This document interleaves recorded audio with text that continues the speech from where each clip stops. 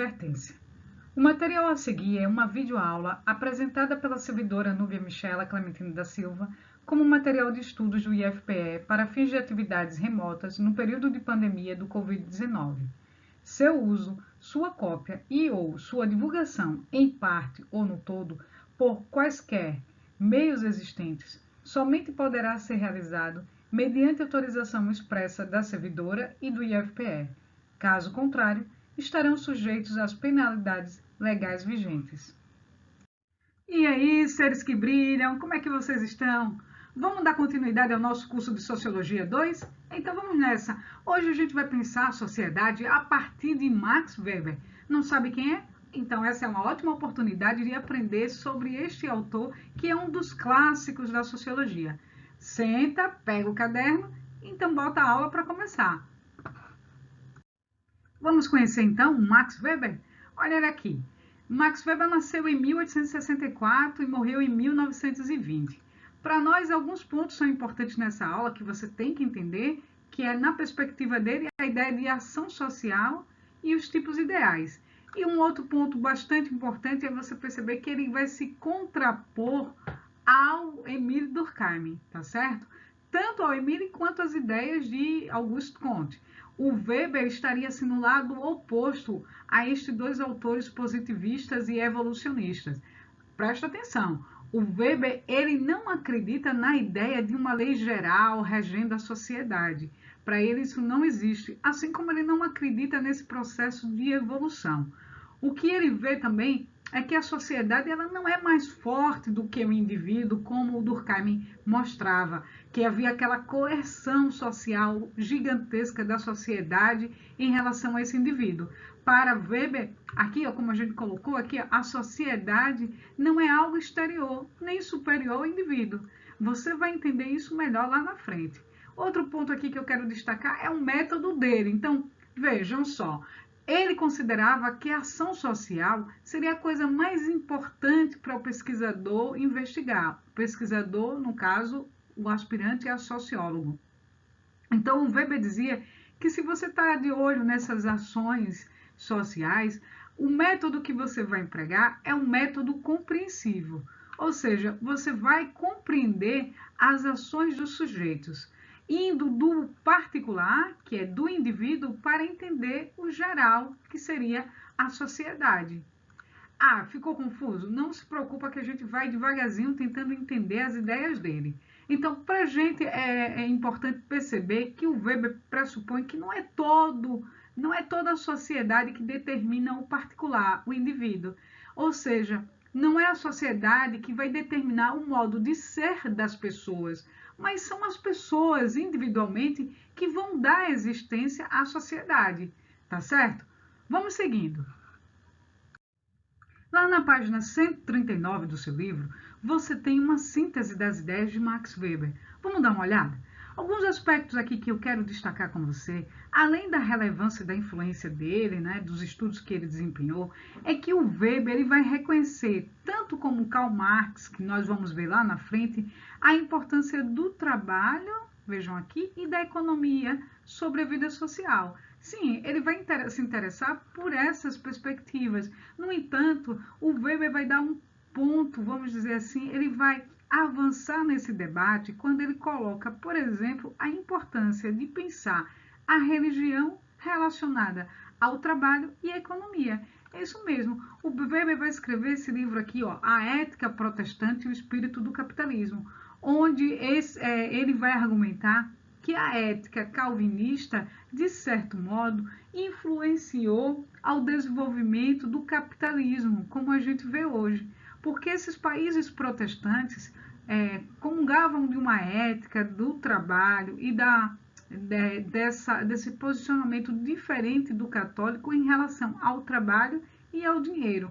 E, de certo modo, o Weber vai dizer que essas ideias de origens religiosas vai favorecer a formação e a expansão do capitalismo, certo? Então, isso aqui é um ponto ímpar na obra dele. Uma outra questão que o seu livro coloca é a importância da racionalização, porque o Weber vai ver que a sociedade moderna está se tornando muito racionalizada, e isso perpassa em vários pontos, e que para ele essa racionalização poderia, com o tempo, causar uma deteriorização dos valores, não somente os valores religiosos, mas também os valores liberais, né, que ele estava tão preocupado como aqueles da a liberdade individual, a democracia, que é um dos argumentos dele, que são esses valores liberais que estão aí produzindo a sociedade moderna.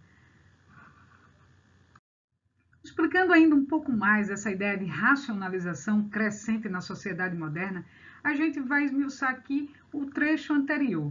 Por exemplo, o Weber considerava que na economia, principalmente aí essa sociedade, né, da segunda revolução industrial, que tem intensificado o trabalho da máquina, ele está dizendo que as formas tradicionais de trabalho estão sendo substituídas pela fábrica e pela gestão científica da produção.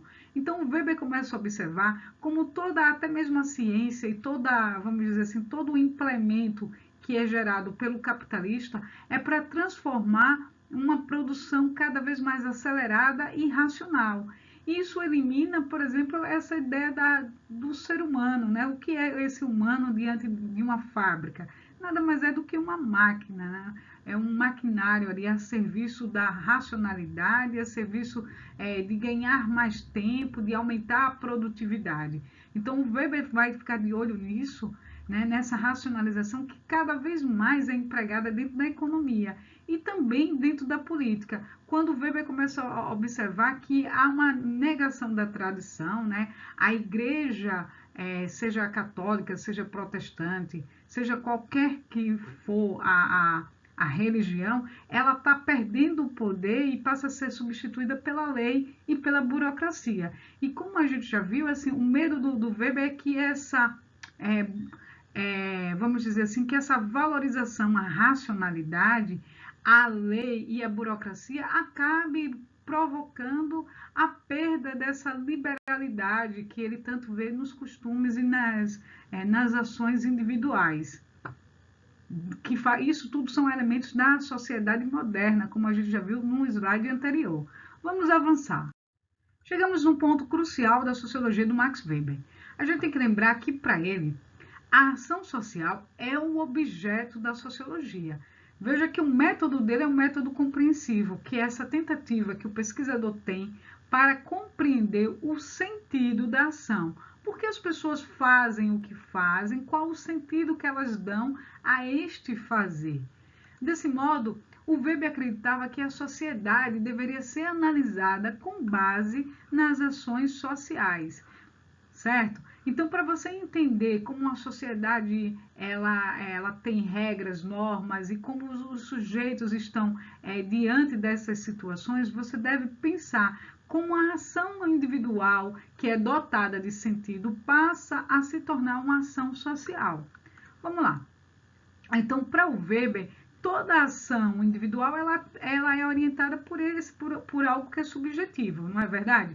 Mas ela só se torna assim social quando ela vai ser orientada também por outras ações de outros indivíduos. Vou explicar melhor. Imagina que você entrou no restaurante e você faz o seu pedido.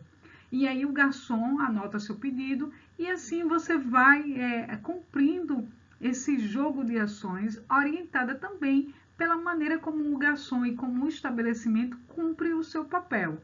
Então, essas ações individuais, elas passam a ser ações sociais porque elas estão dotadas de sentido. Eu compreendo o que aquele indivíduo quer, o indivíduo, né, que entrou no estabelecimento e fez o seu pedido, eu compreendo a ação do garçom, que é ir lá na mesa e tentar garantir para aquele indivíduo o seu pedido. Então, essas ações, elas estão combinadas dentro desse jogo. Logo, elas têm sentido. Né? Então, nossa ação individual para o Weber é considerada social porque está inserida em um contexto social, histórico, que qualifica todas as ações individuais.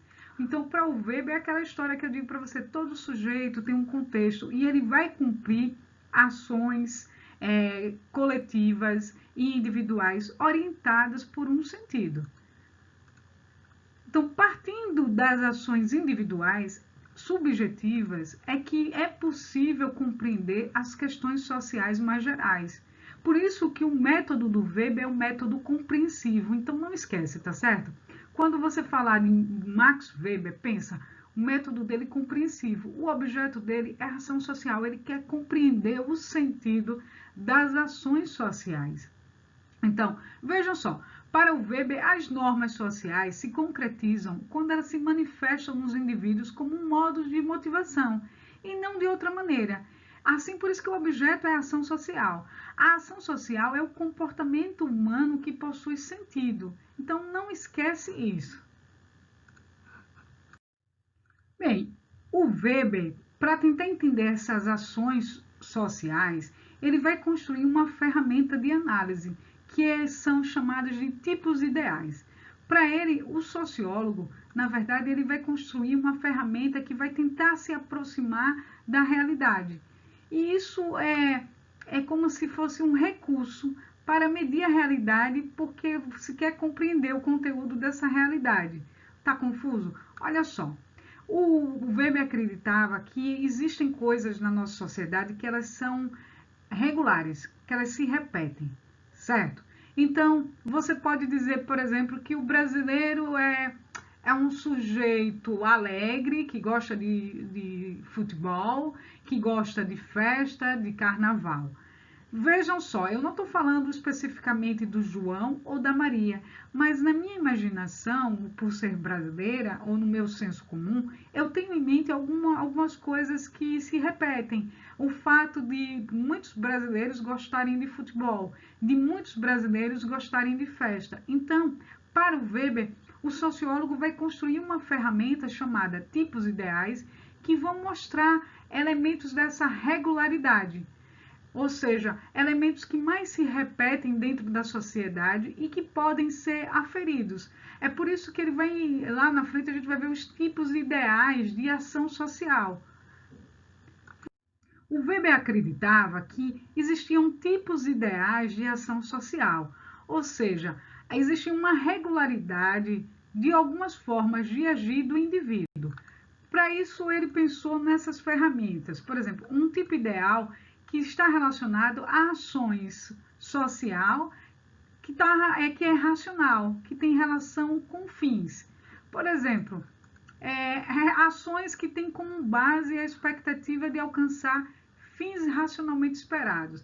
Você está estudando para uma prova, né? Você está correndo, aqui eu peguei uma imagem, né, de pessoas correndo, né, são velocistas, né, aqui corredoras, mulheres que estão competindo. Elas treinaram, e aqui é o dia da competição, e algumas vão ganhar, outras vão tirar um lugar melhor ou pior, né, nessa hierarquia, mas elas treinaram para algum fim, e isso treinaram de uma forma racional, sentaram, né, estudaram, né, as melhores maneiras de condicionar o corpo e preparar o corpo para essa atividade. Ou seja, essa ação desses indivíduos, aqui no caso dessas mulheres, ela tem uma relação com uma finalidade, ela é racional, ela tem uma lógica. Outro tipo ideal de ação para Weber é essa ação social racional com relação a valores. O que seria isso? Bom, esse tipo de ação é determinada pela crença, por algum valor que pode ser ético, religioso, político ou estético. Ou seja, não se liga a essa ideia de racionalidade para alcançar um fim, né? Eu vou correr porque eu quero ganhar. Mas se liga assim, olha, eu vou cumprir determinados rituais porque faz parte da minha crença.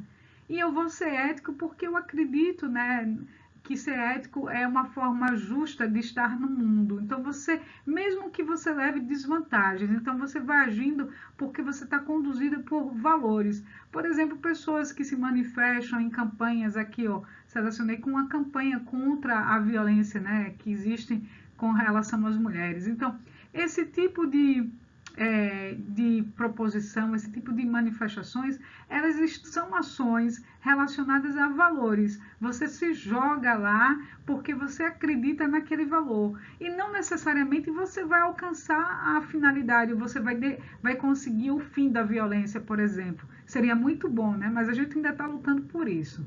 Outro tipo de tipos ideais de ação, vou apagar aqui para ficar melhor, seriam essas. A ação tradicional, que é quando o sujeito ele se orienta pela tradição, que pode ser familiar, cultural e social. Exemplo, a gente consumir peru no Natal. Qual é a explicação lógica disso, né? Não, a gente faz aquilo porque a gente tem uma tradição, um costume, uma prática, mas não é uma ação que está vinculada a uma lógica específica, alcançar um determinado fim, nem tem a ver muito com um valor ético, né? Uma crença. Ela está muito mais com um hábito, uma prática, embora e nem é da nossa cultura, né? O Peru, a gente vê que a gente consome essas tradições de outras, né, de outras civilizações e a gente vai incorporando também nesse processo dinâmico que é a cultura. Então, o Weber também vai classificar, por exemplo, a ação afetiva. O que seria uma ação afetiva? É aquela ação que se fundamenta, como o próprio nome já diz, em emoções e afetos. Isto é, não se refere prioritariamente a fins ou valores, mas a sentimentos. Um exemplo é briga de torcida. Você está brigando ali porque você está envolvido emocionalmente naquele evento, mas não tem uma finalidade lógica, uma racionalidade, uma briga de trânsito, né? Ou um relacionamento que aí você constrói baseado em quê? Baseado em emoções, em afetos. Então, essas ações, essas, vamos dizer assim, essas caixinhas nas quais o Weber vai colocando as ações que ele encontra na sociedade dele, não é que elas existem como modelo, são perfeitas, toda a sociedade tem isso e é do mesmo modo. Não. O que o Weber está dizendo para o sociólogo é que você precisa observar aquilo que é mais recorrente na sua sociedade, aquilo que você pode tentar entender, compreender a partir dessa regularidade e assim construir um tipo ideal. Meus seres que brilham, essa videoaula foi baseada no seu livro. Olha, por isso é importante você abrir o livro, dar uma lida lá nesse tópico que fala do Max Weber e vai tirar as suas dúvidas, tá certo? Aprofunda esse debate comigo também nos nossos encontros síncronos. Eu desejo a vocês, então, uma ótima leitura, missão cumprida, namastê, até o nosso próximo encontro, brilhem!